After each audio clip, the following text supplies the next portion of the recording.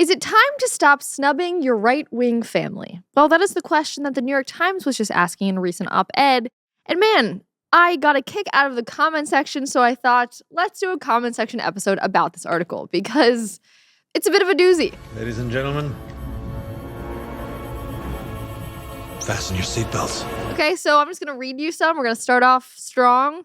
This is an author who is a liberal and then decided that maybe, just maybe, a few conservative family members are not the worst people in the world to befriend. Okay, that's the evolution that happens here. And just for a bit more context, the author's name is David, and this whole article is written about his brother-in-law, so his wife's younger brother, and how they were very different. But now they're finding common ground. You can't find common ground these days. Apparently, at least not according to the New York Times comment section. But we'll get there. Okay, so here's just some parts of the article that I wanted to pull out. So he's talking about how, they were different, and their differences were just they just existed. They weren't like a huge deal. But then the pandemic hit, and our preferences began to feel like more than differences in taste. We were on opposite sides of a cultural civil war.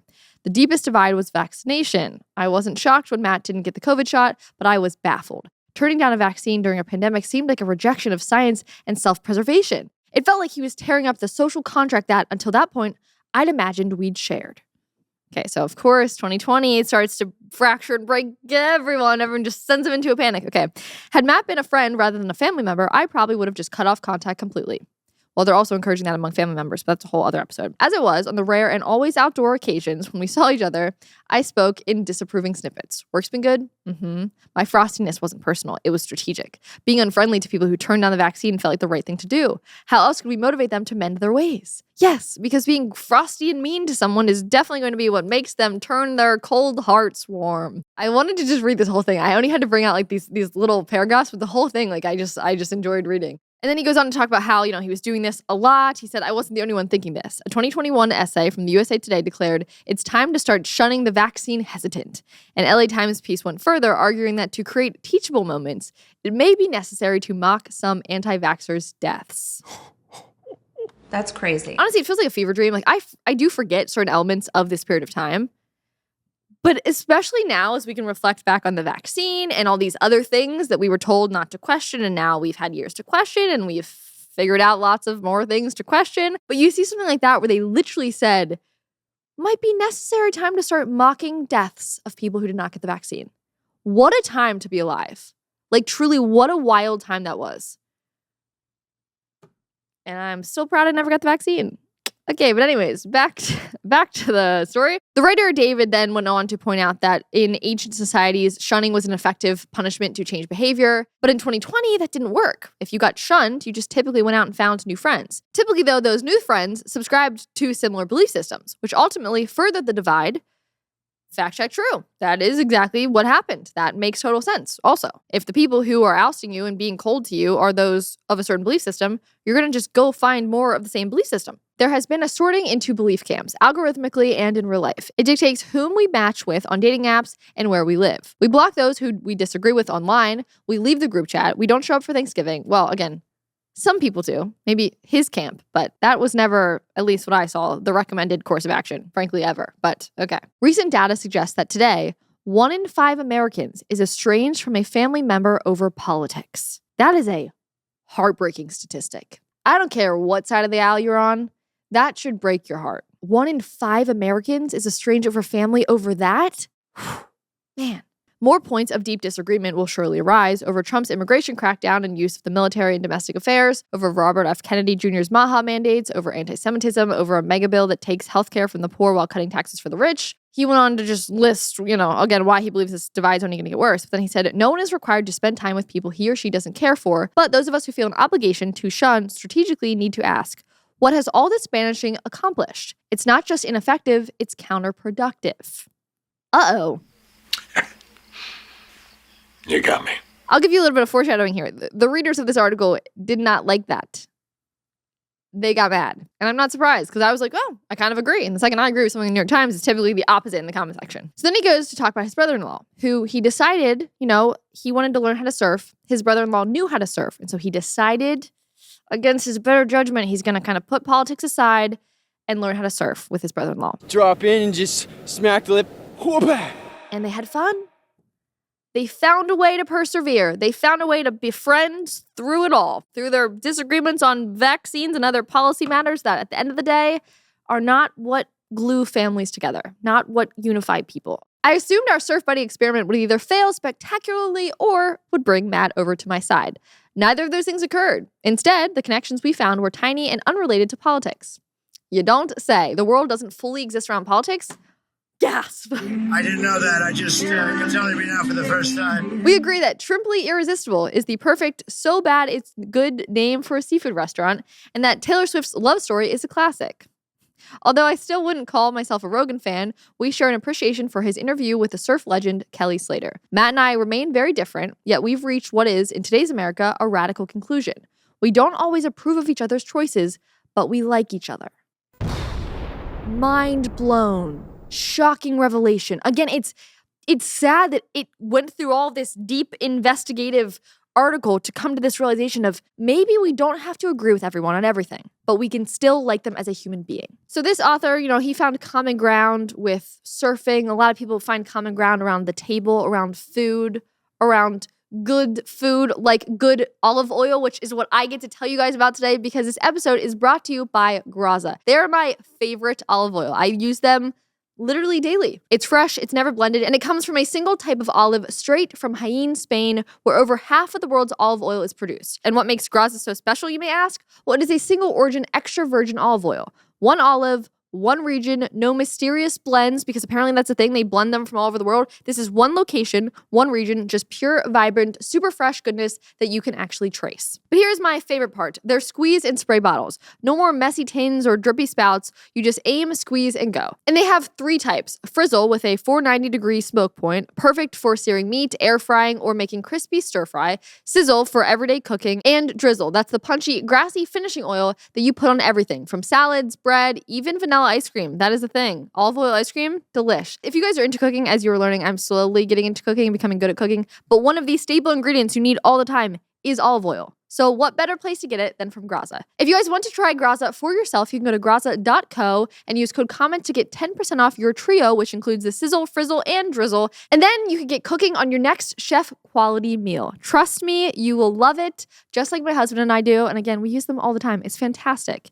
It's a good, you can have a good meal, come together, kumbaya, family, just like this episode. We're learning how to just find common ground. And a meal is a great place to start. We're still taught to even love the sinner when we're talking about sinful things. Like, separate even from politics, it's like you can still value a person and disagree with them fundamentally on certain things. And so in the case of politics, they can vehemently disagree on everything under the sun, which they clearly do, minus Taylor Swift's Love Story being a classic, and they can still find that common ground and still care about each other human to human. That should be encouraged. And I hate, especially during the 2020s, early 2020s, which is weird to say, that was not being encouraged. Frankly, the exact opposite was. And in a lot of corners of the internet, it still is. It's like the American way. That's the beautiful thing about America. Yeah, we can disagree.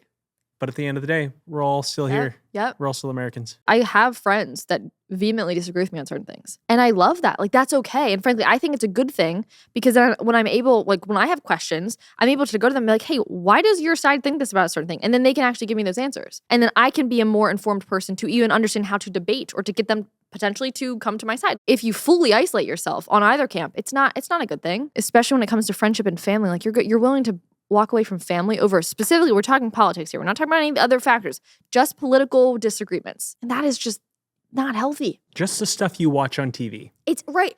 And again, these people don't even know details of policy. Like, even the members of Congress actually are kind of friends and you don't even know it because they're all actually like in the same camp of being in Congress. So there's certain elements of that like at the end of the day, they'll just go get drinks, which is crazy to think about because we, the people, are fighting over these things. And it's like, we don't even fully understand what we're fighting over. Most people don't know every single detail of politics because you can't. There's so much there. That's why it's a whole career path for certain people. But we don't all have to take on that exact burden of that because when we do, we turn into this. This happens. It's truly a handful of things that I could name that I vehemently disagree with on people. A handful. Those few things that we talk about every day that are like the topics of a lot of political conversation, those few things are worth completely like a severed relationship. Like I said, we've been saying this for a long time, and while politics are very important, They are not everything about your life. And it seems like generations in the past understood that. There was a time where it wasn't people's whole identities. I mean, heck, I even remember the days in high school, so a little over a decade ago, where it wasn't even necessarily like polite to ask your political persuasion because that wasn't what you talk about every day. That wasn't like even like in polite society, which is crazy that used to be a thing because I feel like that's long gone too. So while I pleasantly was surprised with the takeaway lesson from this article, oh, how the comment section was not, I mean, vehemently angry. I'm not leaving out any major part of this story that would, actually be like, well, that justified. No, that's the whole crux of the story right there. I decided to befriend my brother-in-law because we both love surfing. And they did not like that. Frankly, it's time to politely ignore and distance ourselves from their entire right-wing existence. The cult of Trump is ruining America from sea to shining sea. David from Brooklyn said, vaccine hesitancy is one foolishness. Voting for Trump because you're not paying too much attention or because you think the price of eggs is too high is another example of foolishness. Regrettable but forgivable. But out and out supporting MAGA racism and fascism, you and I are very serious enemies regardless. So again, using the words enemies, not just disagreements, enemies. Like fighting words. I'm hoping these are just the monkey bots. They're not. These were the top comments who had, I don't know if they're upvotes or how they work on, but like thousands of like heart little things, like engagement. I'm not just pulling the niche people here because I wouldn't have done that if they were niche, but these were the top people. Republicans voted for and continue to support an administration of dangerously inept miscreants who are ruining the great society that my country once was. Did you ever meet a liberal who spoke favorably of the Civil War? Huh? Idiot. Do not normalize evil. Yeah, you're telling me do not normalize evil. Yeah, right back at you, folks. Don't normalize evil. That's a whole other, again, there's whole other little like rabbit holes to go down here. But it's rich coming from them to not normalize forms of evil. I don't even know what he's talking about when it comes to the liberal who spoke favorably of the Civil War. Is he implying that conservatives like the Civil War? Because if I'm not mistaken here in 2025, we're the ones saying to shake the hands of your neighbor you disagree with, to remain friends and to keep relationships and to not sever those divides and to not speak about it like they're your enemy. Because again, those are fighting words. That's dangerous rhetoric to really try to seep into all of America. But we're the ones who speak favorably of a civil war. Another commenter had this long rant, so I deleted the first half because frankly I just didn't want to read it. But the second half, he said, I utterly reject all Republicans, including both my awful brothers and my ditto head sister, because they are wrong. History will be quite unkind to this kind of awful garbage citizen. You should too. And again, 1,700 people recommend that one. What a happy life. So you don't get to hang out with your family because you think they're all garbage citizens. Got it. And over on X, where I originally saw this conversation being had, this one girl said, something is happening at the New York Times op-ed page. And it was a screenshot of this article. Other people, though, felt a little bit differently. Someone said, headline should read, is it time to admit that your right-wing family is wiser than you? Would be great to see them take interest in the family unit again. It's been so long. Yeah. Encouraging unity. Typically, the New York Times is being super arrogant and annoying and hating on the family unit, which, to be clear, even in this article, they're still being arrogant. They are still being this, oh, I'm holier than thou, but I've decided to befriend this person. At the end of the day, the takeaway, again, that I like is that they did decide ultimately to become friends again, even though their path to getting there was, oh, I'm so much better, but I guess I just must, like, oh my gosh. But again, at least they're starting to see that wasn't working. Also, as I was writing this article last night, I saw this on Instagram, unrelated, but frankly thought it was actually fitting to the way that op-eds go, especially within a couple years difference, how quickly things change. So the meme goes, how it started, Kate Mulvey, why I'm disinviting my unvaccinated friends from my dinner parties. If you don't want the vaccine, you're no friend of mine. And that was written in 2021. And then the same author, a mere 4 years later, wrote this op-ed. I'm a single woman of 63 and I feel friendless and lonely. Literally almost to a T 4 years later. I honestly, it's ballsy to have written both of those things. Like, you'd think someone would find that before and after and like make that a very clear meme. But I wanted to show this meme because I think it's a very symbolic way to show that arc of what happened and where it's led people here in 2025. If there's anyone like discouraging conversations and debates, that's a dangerous place to be in. So we should always be encouraging conversation, which also encourages friendship and unity, frankly, because again, there's a thread, there's a framework of America that has to be maintained. And if all of us were to choose that path, this country would be seriously, seriously harmed. And I'm glad that more and more people, even ones I disagree with on literally everything, are coming to this realization that we still need to get along to live in a happy, healthy society. Thanks so much for watching today's episode. If you want more content like this, make sure to subscribe to this channel and like this video if you enjoyed it. For other content, you can also follow me on Instagram and X, as well as our brand new comment section Instagram. I'll see you guys in the next episode.